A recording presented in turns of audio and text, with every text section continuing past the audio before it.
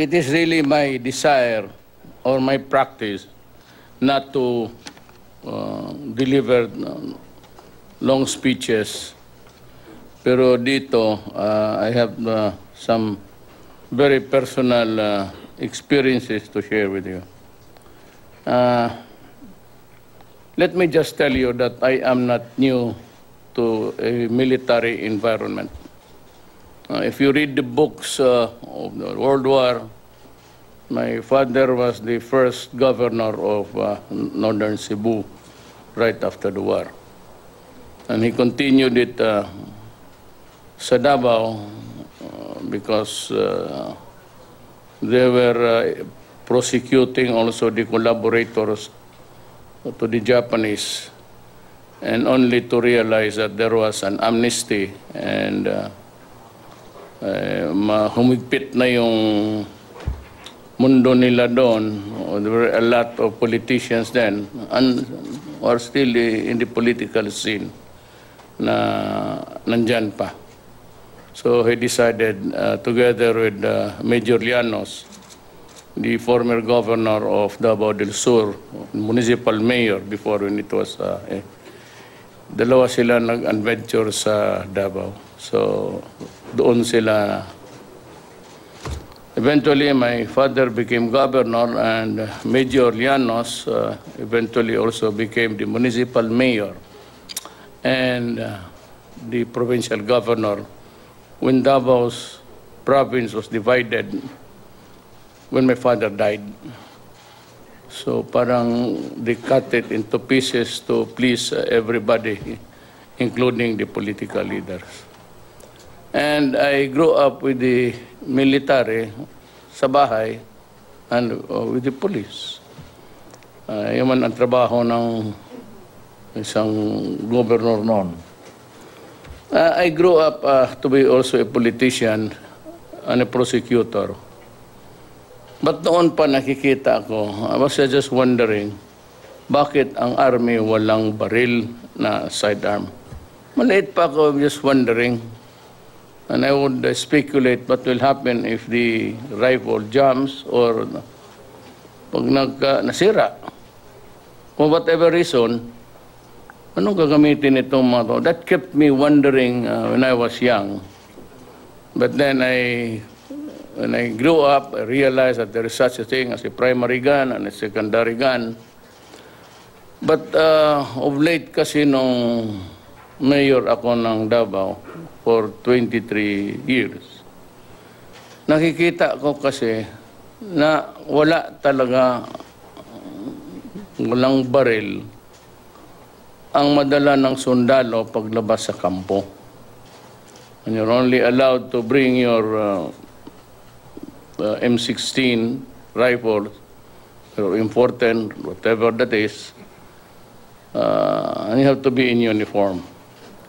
Kaya, itong pangyari na ito ngayon, I declared a ceasefire, hoping that those crazy guys there would respond favorably to our opportunities for peace. Alam mo, they only wanted to talk, nothing more, except that to make demands, and when it is not granted, parang bata ang nagtatantrums. And for this kind of fight now, when I became president, I decided to show good faith. Baka sakali, might be yun lang ang kulang to show the good faith of government. So, nag-ano ako ng ceasefire, nauna ako.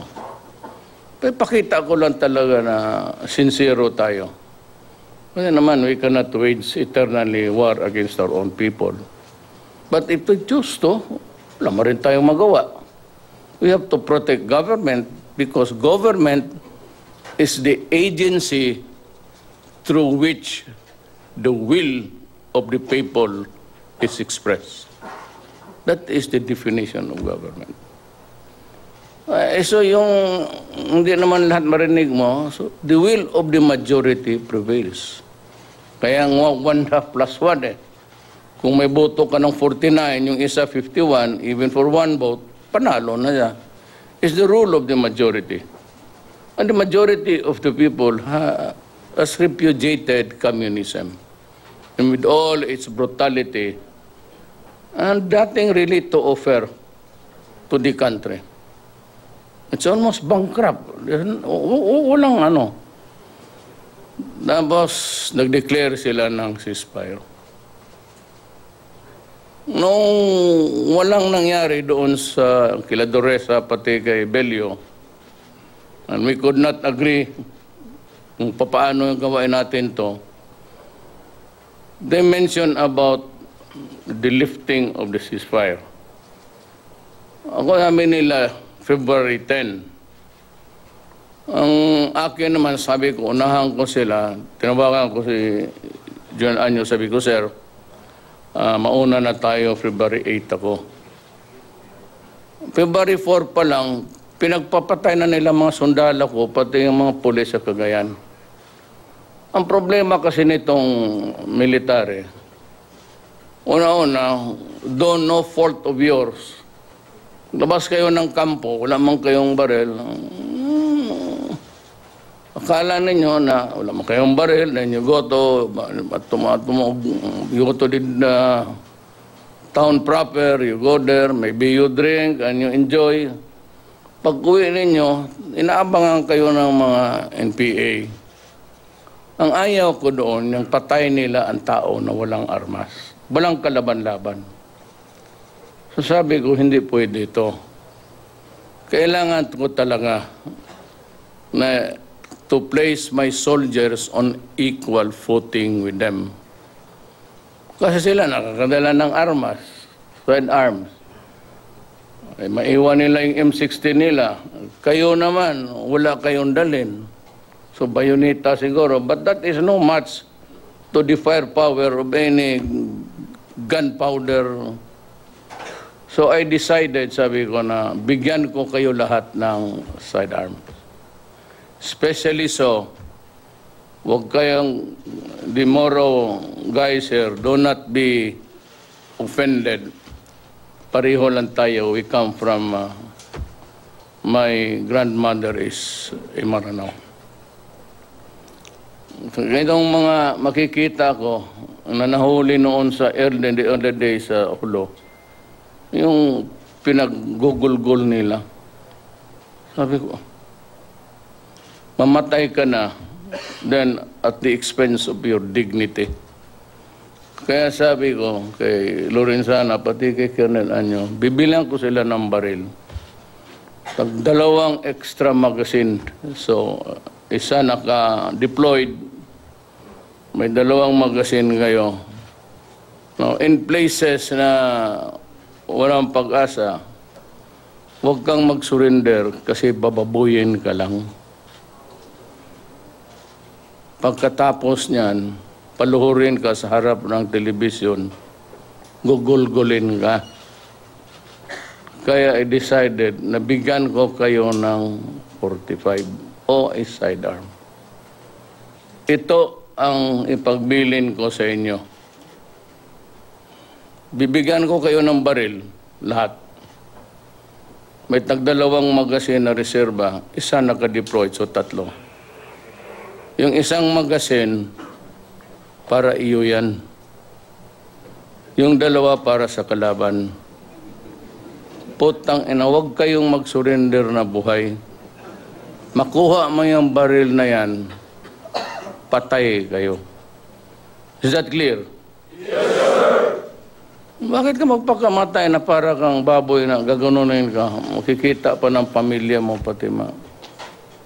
That is a very horrifying, traumatic. Makita kayo dyan na... Kaya yung pangatlong magazine, yung 3 bala dyan, para nasa iyo yan. Pag na-corner ka, all you have to do is to raise your right hand with a fucking sign. Kainin mo yung baril. Tangina ninyo. Ako ganun. Punta-punta man ako na saan.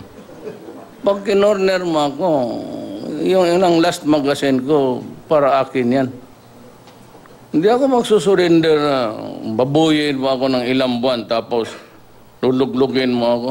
Tingin mo sa akin, baboy? Kaya binilihan ko kayo ng ganon. Kaya that is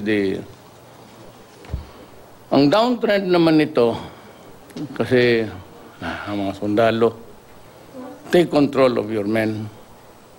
Kasi yung mga bagong sundalo, wala akong inaano ha. Totoo ito kasi ang karamihan kasi nating sundalo, Ilonggo o hindi Ilocano.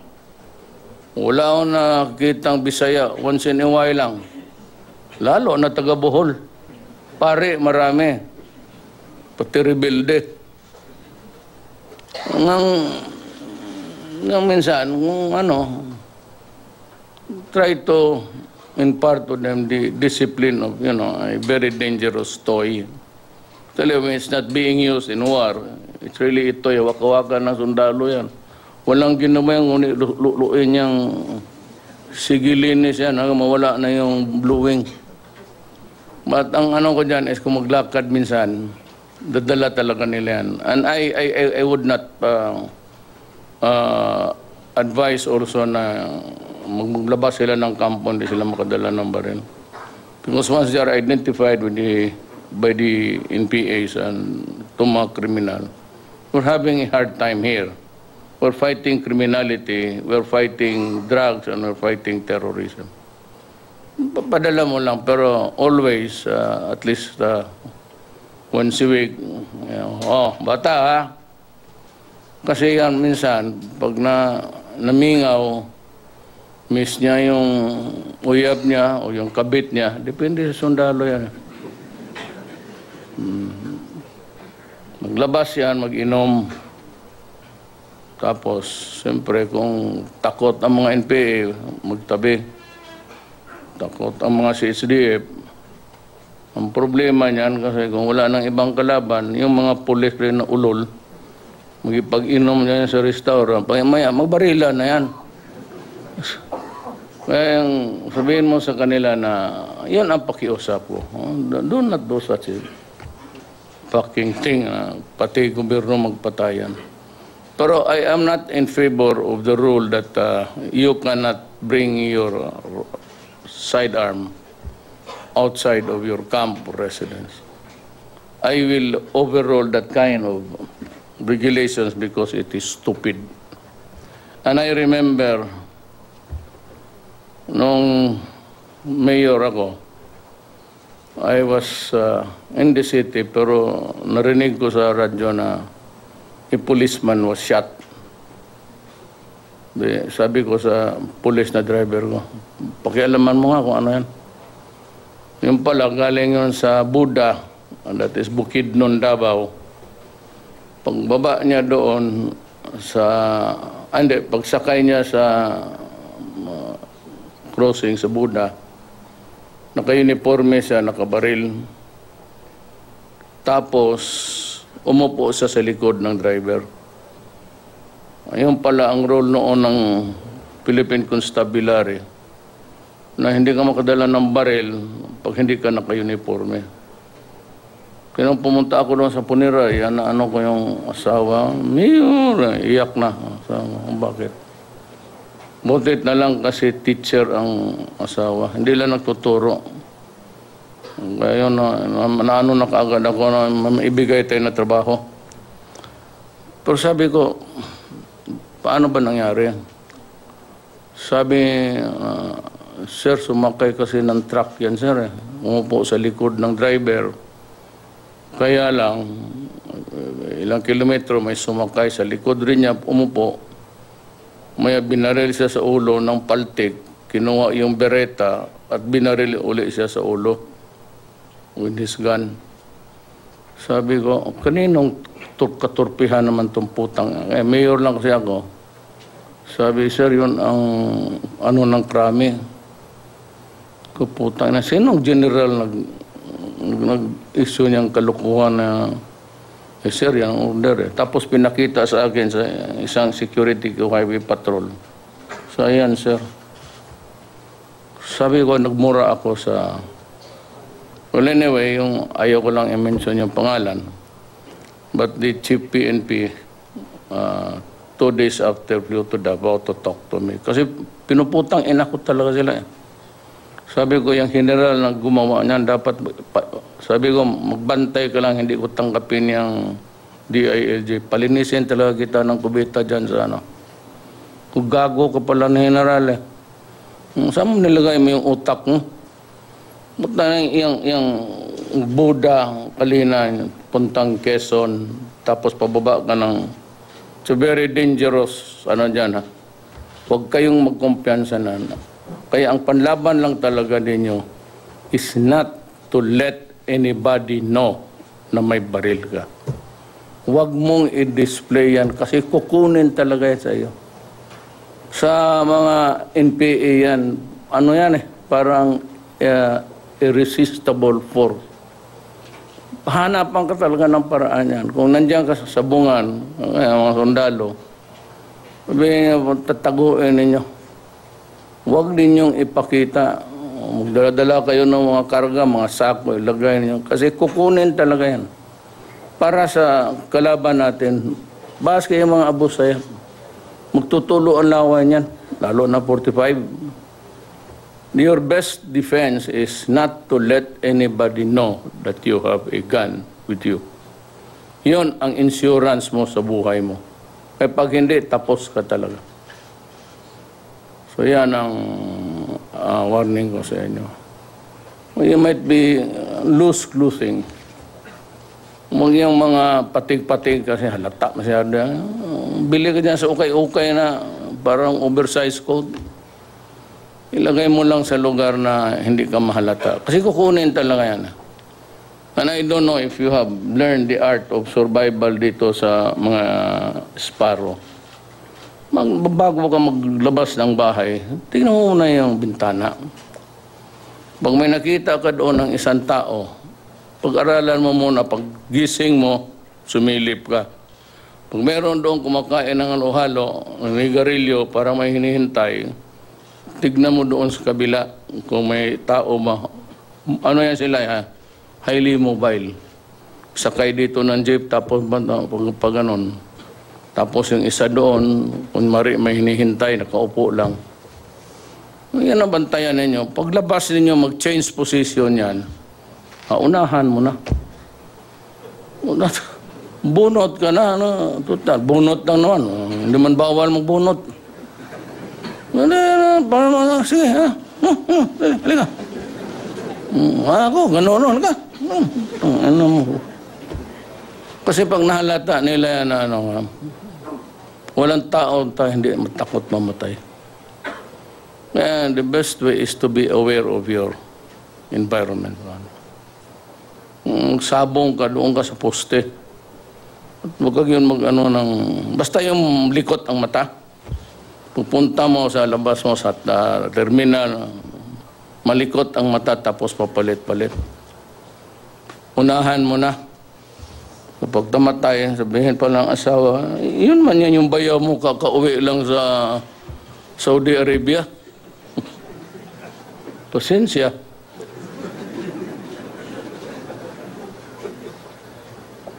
It's not easy to... kung kayo po katatanga-tanga tapos maubusan ako ng sundalo, masisisi na mag-away sa kanya. Ako, nuluko na. Pero ang ayaw ko yung i-brutalize ka. Yung tawag sa Bisaya na kaya-kaya ba yung naano ka lang. Okay yung pumayag ng gano'n. But do not, sundalo tayo. Panalo man tayo palagi, yung maliliit na bagay niya, mga asahan niya, huwag ninyong patulan niya. Sundalo kayo. Huwag mong patayan. Yung mga ano-ano dyan, lalo na yung mga polis mag-agawan ng microphone, may ipakain mo sa kanya ang microphone. Kaya man ang barilan dyan, ay, wala na magbitaw. May nasa Davao niya, sinipa ko talaga lahat. Kaya nagbarila naman, butit na lang, isa lang, pagpunta. Sabi ko, putang ina kayo, wala, yan ang problema ninyo. Wala na kayong kalaban makita. Maghanap ng army doon, pati pulis. Gago pala ito. Munta doon sa bukid, marami naghihintay doon. Sayangan mo lang yung buhay mo dito. So that is my advice to you. That is why I do not want you to be placed in a very disadvantageous position. Mamatay man tayong lahat. Lahat tayo mamatay. Mamortar ka, magaran ka. Kaya nung tinanong ako ng si Muka, sabi niya, "Oy, are you here?" Ito si Muka, sumasama ito sa akin. Sabi ko, "I came here to die." Kasi yung mga kalaban natin doon na marami magpunta, sabihin Manila na we came here to die.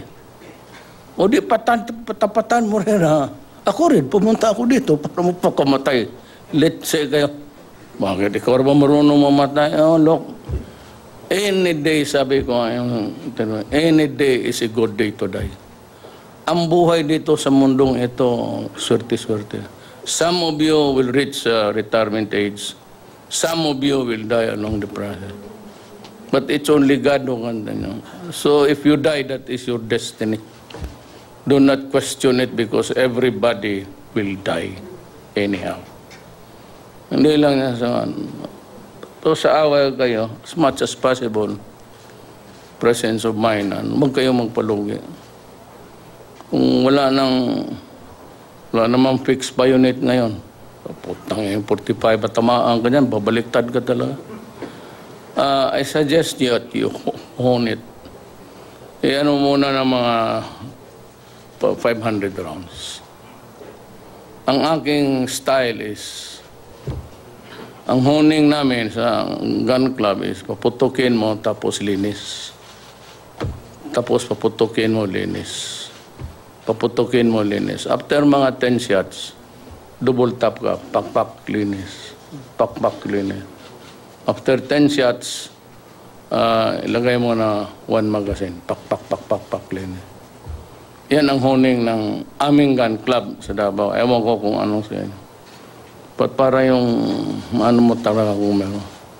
Tsaka kung may ano lang. But ito mga bago ngayon sa Arms Corps, in fairness, mga bagong mahirap na yan with the advent of itong high-tech na digital to the last ano na yan. Okay na yan. Pero ihuning muna ninyo para sigurado ka. So, ngayon, sabi ko, I do not mind losing the gun to the enemy. But do not give it to them alive. Ibigay mo sa kanila yan, patay ka. Lalo na dyan sa Hulo, pati yung Zamboanga area.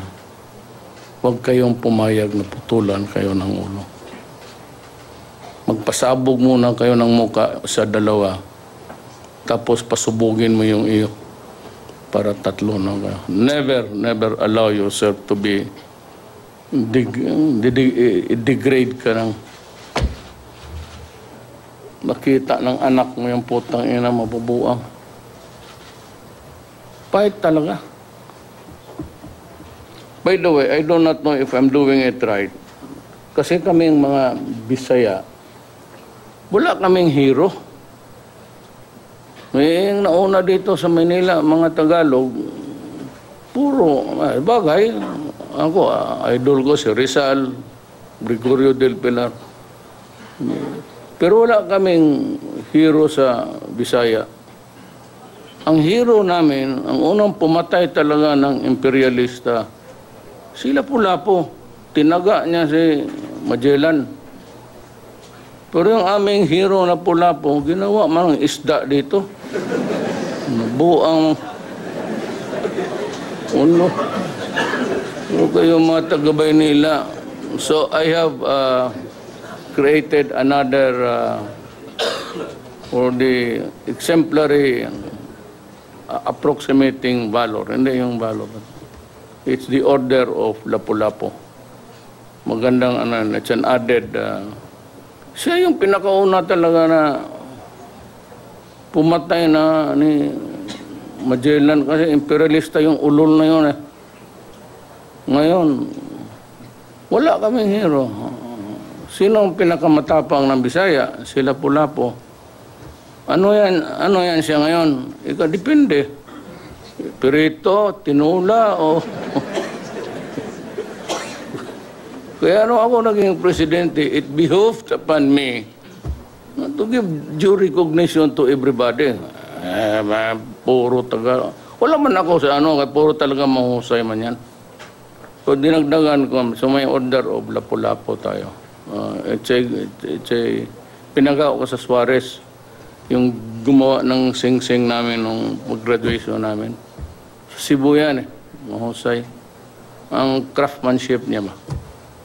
It's going to be a very beautiful, I don't know, it would depend on the armed forces. So, anong category yan siya. But one is I can really say that he was the first hero of the Philippine Revolution against the fight against terrorism. Pati imperialism. Dumating dito yung mga unggoy na they sat on this country for 400 years and lived with the fat of the land. So sa panahon ko, I hope that hindi naman na kailangan number one. Basta may maidagdag lang ako kasi wala nga kaming hero. Kaya nga I intend to also issue a decree. Ipatanggal ko yung mga litrato namin. Lalo na yung litrato tapos litrato, pagpasok niya, litrato niya, nabuang mo yung mga gano'n na tao.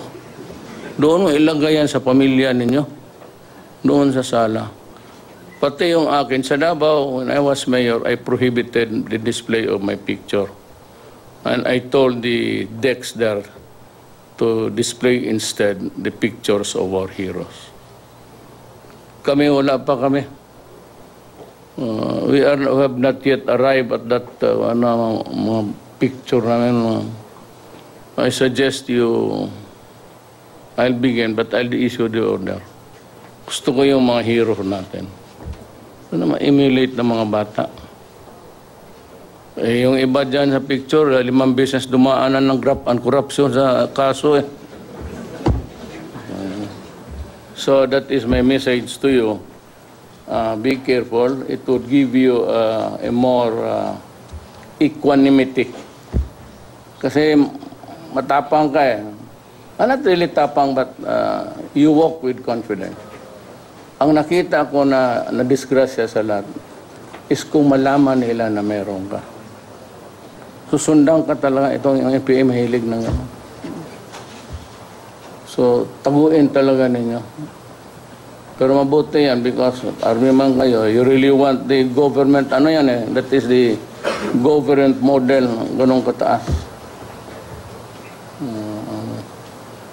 But it's more accurate, of course, kasi longer ang barrel. So that is all for you this afternoon, and I hope that this would go a long way para magbuo yung